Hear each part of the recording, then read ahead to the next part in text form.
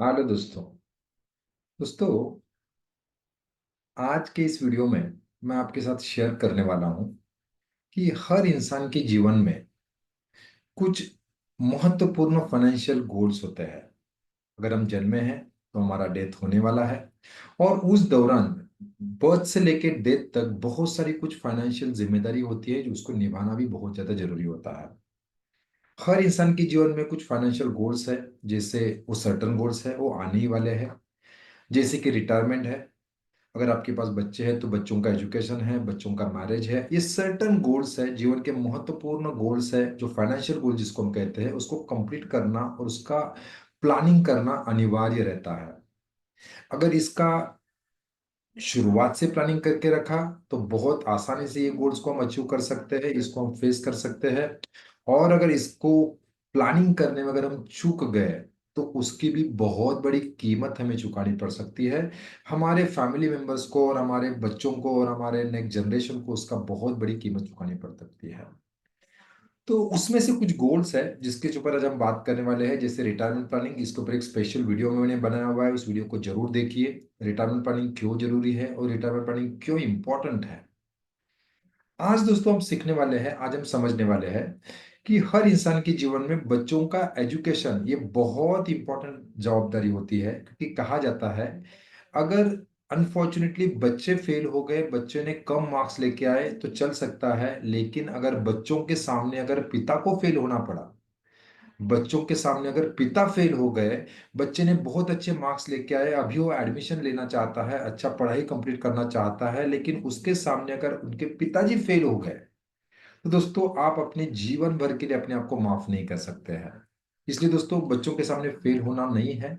तो बच्चों का फाइनेंशियल प्लानिंग, उनके उनके एजुकेशन का प्लानिंग, उनके रिटायर उनके जो है मैरिज का प्लानिंग आज से करना बहुत ज्यादा जरूरी है। कि जिस तरह से अभी महंगाई बढ़ रही है, जिस तरह से इन्फ्लेशन बढ़ रहा है, और जिस तरह से एजुकेशन का खर्चे भी बढ़ रहा है, उस हिसाब से अगर आपको देखेंगे तो आपको एक चीज देखने को मिलेगी कि बहुत रैपिड तरीके से दोस्तों महंगाई बढ़ रही है। और उसका प्लानिंग अगर आपने आज से करके नहीं रखा, दोस्तों आने वाले दिनों में, यस दोस्तों, बच्चों के सामने फेल होने की नौबत आपको आ सकती है। कुछ आंकड़े मैं आपको दिखाना चाहता हूं। जब बच्चों के आप हायर एजुकेशन का बात करते हैं तो किस तरह से उसका प्लानिंग करना जरूरी है, कौन से समय पे आपको उससे किस तरह के खर्चे आपको लगने वाले हैं। देखिए दोस्तों, नॉर्मली अगर आपने देखा होगा, बच्चे का जन्म से लेके नर्सरी से लेके 10th का एजुकेशन जो है, जो हमारे कंट्रोल में होता है, रेगुलर होता है, तो उसको हम बहुत आसानी से उसका प्लानिंग कर लेते हैं, उसको कंप्लीट कर लेते हैं। लेकिन बच्चों के एजुकेशन का अगर बात किया जाए तो सही में जो दिक्कत आती है वो आती है दोस्तों उसके एज ऑफ 16 से, जब वो 11th में एडमिशन करता है, एक साइड में जाने का निर्णय लेता है। 11th स्टैंडर्ड 11th से उसको हायर एजुकेशन स्टार्ट हो जाता है। उसका प्लानिंग होना बहुत ज़्यादा जरूरी है। नॉर्मली अगर देखा जाए तो 16, जैसे वो उम्र 16 कंप्लीट करता है, उसका 11th में जाता है, 17 में तो 12th स्टैंडर्ड में जाता है, 18th उसका उम्र कंप्लीट होता है, तभी वो ग्रेजुएशन के फर्स्ट ईयर में पढ़ रहा होता है। 19th में सेकंड ईयर, 20th में थर्ड ईयर में पढ़ रहा होता है, 21st में 21 की उम्र में दोस्तों ग्रेजुएशन के फोर्थ ईयर में होता है। 21 20 थ्रू पोस्ट ग्रेजुएशन के लिए अगर वो पढ़ाई कर रहा है तो उसके फर्स्ट एंड सेकंड ईयर होता है। और दोस्तों लगभग 23 की उम्र में उसका एजुकेशन कंप्लीट हो जाता है। और 24 की उम्र में लगभग उसका जॉब है, बिजनेस है या मैरिज अगर है, तो इसका प्रोविजन करना हमें जरूरी होता है। उस हिसाब से आपके बच्चे का जो भी उम्र है उसके हिसाब से उसको आपको प्लान करना है। अगर आपके बच्चे का जस्ट अभी जन्म हुआ है तो आपके पास लगभग 16 ईयर्स है कि जिसके लिए आप प्लानिंग कर सकते हैं। यस, अगर आपके बच्चे का उम्र 5 है तो आने वाले आपके 10 साल है, 12 साल, 15 साल के लिए आप उसका प्लानिंग कर सकते हैं। और ये महत्वपूर्ण सालों में उसके एजुकेशन के लिए प्रोविजन करना, ये आपका जिम्मेदारी समझते हुए आप इसको कर सकते हैं। मैं आपको दिखा रहा हूँ, देखिए जैसे आपको मैंने दिखाया कि जैसे यहाँ पे आप देख सकते हैं कि बच्चे के ये इम्पोर्टेंट साल होते हैं, जैसे कि 16 ईयर से लेके आने वाले 24 तक उसके एजुकेशन से लेके उसका मैरिज और उसका बिजनेस में अगर आप उसको सेट करके रखना चाहते हैं, सेट करना चाहते हैं, तो इस हिसाब से उसका फाइनेंशियल प्लानिंग होना जरूरी है। अभी इस दौरान जो भी एजुकेशन वो लेगा उस हिसाब से आपको प्रोविजन करना है। जैसे अगर देखा जाए, अगर मेरा बच्चा इंजीनियरिंग करना चाहता है, आज का अगर बात किया जाए, अगर मैं एक नॉर्मल एक एवरेज इंजीनियरिंग कॉलेज का अगर बात करता हूँ, तो उसका लगभग 7 लाख का उसका प्रेजेंट कॉस्ट है। वही आने वाले 5 साल, 10 साल, 15 और 20 साल की अगर बात किया जाए तो दोस्तों 10 लाख से लेके 27 लाख तक की कॉस्ट जा सकती है। तो आप देख सकते हैं कि आपका बच्चा कौन सी उम्र में है, अभी कितने साल उसको बचे हैं, और ऑन एन एवरेज कितने का प्रोविजन आपको करने के लिए आपकी जिम्मेदारी बनती है। ओके। फॉर एग्जाम्पल अगर मेडिकल के लिए वो जाता है, मेडिकल के बारे में सोचता है, तो आज उसका ऑन एन एवरेज एकदम बेसिक कॉस्ट अगर देखा जाए तो 10 लाख रुपए हम समझ के चल सकते हैं। आने वाले 15, 20, 25, 20, 15 और 20 साल को अगर बात किया जाए तो लगभग यही कॉस्ट जो है लगभग 40 लाख तक ये जा सकता है। अगर किसी मैनेजमेंट के साथ आप मैनेजमेंट में पढ़ाई करना चाहते हैं तो आज का प्राइस उसका 15 लाख रुपीज है। उसको अगर देखा जाए आने वाले 5 से लेकर 20 साल तक, तो यही कॉस्ट लगभग 60 लाख तक जा सकती है। अगर कोई प्रोफेशनल कोर्स अगर आप लेना चाहते हैं तो आज का कॉस्ट है 8 लाख रुपया, और उसको देखते हुए आने वाले 20 सालों तक यही कॉस्ट लगभग 30 लाख प्लस जा सकता है।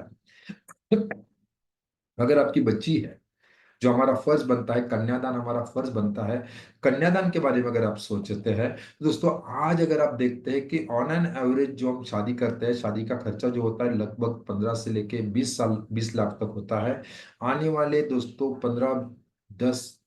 15 और 20 सालों के दौरान अगर देखते हैं तो यही शादी का कॉस्ट जो आज आप 15 लाख में आप कर सकते हैं, उसी शादी के लिए दोस्तों आने वाले दिनों में 50 लाख का प्रोविजन किया जा करना पड़ सकता है। दोस्तों क्या आप ये सारे खर्चों के लिए रेडी है? क्या आप तैयार है इस खर्चों के लिए? कितने लोगों को आश्चर्य हुआ, क्या बात हो रहा है, आज जो 15 लाख में शादी हो रहा है उसी के लिए आने वाले दिनों में 40 और 50 लाख लगने वाले हैं। जिस एजुकेशन के लिए, इंजीनियरिंग के लिए आज 7 लाख में हमारा कार्यक्रम बन सकता है, प्रोविजन एजुकेशन हो सकता है, उसी एजुकेशन के लिए आने वाले दिनों में 25 लाख, 30 लाख, 40 लाख और 50 लाख और उससे भी ज्यादा। मैं तो एकदम बेसिक कॉस्ट पकड़ के चल रहा हूँ, लेकिन दोस्तों उससे भी ज्यादा दोस्तों अदर खर्चे को अगर बात करें तो उससे भी ज्यादा जा सकता है। क्या इसके लिए आपने कोई प्रोविजन, कोई प्लानिंग किया हुआ है? अगर इसके लिए आपने आज प्लानिंग नहीं किया है और अभी भी अगर इसके बारे में आप सोच नहीं पा रहे हैं, तो इसको बहुत अच्छे तरीके से समझना जरूरी है। और इसकी उसके हिसाब से दोस्तों प्लानिंग भी करना बहुत ज्यादा जरूरी है। ये दोस्तों एक छोटा सा कैलकुलेटर मैं आपके साथ अभी पेश करना चाहता हूँ, ध्यान देखिए इस कैलकुलेटर को देखिए, किस तरह से आप उसका प्रोविजन कर सकते हैं। और इसका यस आज का कॉस्ट क्या है, आपके पास दौरान कितना समय है, और उस हिसाब से आपको कितने का प्रोविजन करना पड़ सकता है। जैसे मैंने बताया कि अगर फॉर एग्जांपल 50 लाख का आज आप प्रोविजन चाहते हैं कि आने वाले 20 सालों के बाद आपके बच्चे के एजुकेशन के लिए या फिर मैरिज के लिए 20 साल के बाद अगर आप 50 लाख रुपया चाहते हैं, तो उस हिसाब से आज आपको, यस अगर आप बैंक फिक्स डिपॉजिट में इन्वेस्टमेंट करते हैं तो आपको लगभग आज जो है 15,59,000 का इन्वेस्टमेंट करना पड़ सकता है, सेविंग करना पड़ सकता है, फिक्स डिपॉजिट आप कर सकते हैं, ताकि आने वाले 20 सालों में आपको 50 लाख हो सकते हैं। यही इन्वेस्टमेंट अगर आप अलग किसी फाइनेंशियल व्हीकल्स में करते हैं जहां पे आपको 10% के रिटर्न्स या रिटर्न्स अगर आप अज्यूम करके चल सकते हैं, 10% का रिटर्न्स अगर आपको आप अज्यूम करके चल सकते हैं, तो वही इन्वेस्टमेंट जो 50 लाख का प्रोविजन करने के लिए आज आपको जो है 7,43,000 का लगभग आपको इन्वेस्टमेंट करना पड़ सकता है। जहां पे अब मैं आपको बताना चाहूंगा, जो मेरा सजेशन होता है, अगर आपके पास आने वाले 20 साल का प्रोविजन है, 20 साल का आपके पास प्लानिंग है, 20 साल का समय आपके पास है, अगर म्यूचुअल फंड में एक अच्छा इन्वेस्टमेंट ऑप्शन अगर आप चूज करते हैं, म्यूचुअल फंड इन्वेस्टमेंट व्हीकल अगर आप चूज करते हैं, तो दोस्तों जहां पे आप बहुत आसानी से 12 to 15% के आप रिटर्न अज्यूम करके चल सकते हैं, 12% के अज्यूमशन के साथ अगर बात करते हैं, तो दोस्तों आप सिर्फ 5 लाख रुपए अगर आप आज इन्वेस्ट करते हैं, तो आने वाले 20 सालों के अंदर आप आपके बच्चों के एजुकेशन के लिए और मैरिज के लिए 50 लाख का प्रोविजन कर सकते हैं। तो दोस्तों यस आपकी बच्ची है, उसका एजुकेशन है, उसका फ्यूचर है, उनका उनका फ्यूचर का एजुकेशन है, उसको ध्यान में रखते हुए, उसके एज, उसके टर्म को ध्यान में रखते हुए, उसकी फाइनेंशियल गोल्स को ध्यान में रखते हुए वाइसली डिसीजन लीजिए, इन्वेस्टमेंट प्रॉपर तरीके से कीजिए, ताकि दोस्तों उस समय पे आपको पछताने की बारी ना आए। मैं अक्सर कहता हूं दोस्तों, आपके सामने बच्चा फेल हो गया, बच्चे ने कम मार्क्स लेके आए, चल सकता है, लेकिन अगर आपको फेल होने की नौबत आई तो अपने आप को आप कभी माफ नहीं कर सकते हैं। तो दोस्तों यस, आप अगर यस आपके बच्चों का एजुकेशन उसके उसके चॉइस के हिसाब से आप करना चाहते हैं, बच्चों का एजुकेशन है, बच्चों का मैरिज है, आप शान के साथ करना चाहते हैं, तो आज से उसका प्रोविजन करना जरूरी है, और उसी हिसाब से दोस्तों इन्वेस्टमेंट ऑप्शन भी चूज करना जरूरी है। थैंक यू वेरी मच दोस्तों। आज हमने देखा कि बच्चों के एजुकेशन के लिए प्लानिंग करना क्यों जरूरी है, किस तरह से प्लानिंग किया जा सकता है, आने वाले दिनों में महंगाई के हिसाब से किस तरह से खर्चे बढ़ने वाले हैं, और उसका आपके बच्चों का एज क्या है, आने वाले दिनों में टर्म कितना है और कितनी आपकी रिक्वायरमेंट है, उस हिसाब से आप किस तरह के इन्वेस्टमेंट ऑप्शंस चूज कर सकते हैं, इन्वेस्टमेंट व्हीकल्स चूज कर सकते हैं। इसके ऊपर आज हमने डिस्कशन किया। यस दोस्तों, आज का अगर वीडियो आपको अच्छा लगा होगा तो ये वीडियो को औरों के साथ शेयर कीजिए, उसको लाइक कीजिए, शेयर कीजिए, कमेंट्स कीजिए। और आपके बच्चों का एज क्या है और कितना प्लानिंग और कहाँ पे प्लानिंग आप करना चाहेंगे, ये आप कमेंट्स में डाल सकते हैं। अगर आप आपका पर्सनलाइज फाइनेंशियल प्लानिंग करके लेना चाहते हैं तो नीचे दिए हुए लिंक के ऊपर क्लिक कर सकते हैं।